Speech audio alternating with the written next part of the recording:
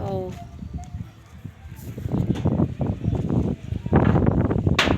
Itapak mo ng mabuti. Yan, ganyan ang exercise. Huwag dapat matapakan yung linya. Tama sa memorya. 1, 2, 3, 4, 5, 6, 7, 8, 9, 10. O, tama.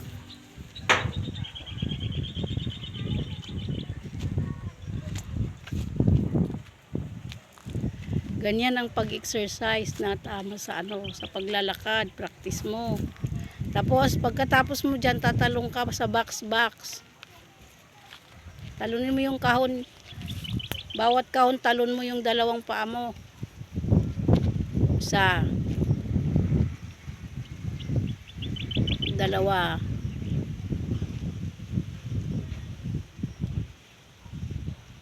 Tatlo.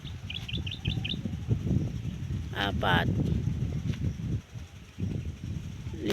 Ilagay ang kamay sa ulo para hindi ka mahirapan.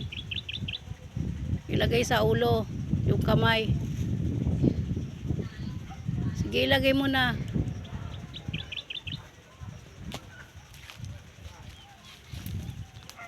Oh.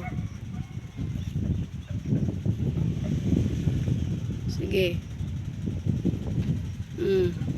Yan. Isa pa. Tapusin mo yung 10 kahon. Malapit na. Oh.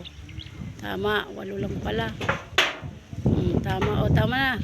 Baka may nailo ka? Hindi. Okay lang. Okay lang. Medyo nailo ka? Tingin ka dito sa camera. Lakad muna ako. Ay, maglakad ka muna. Okay lang.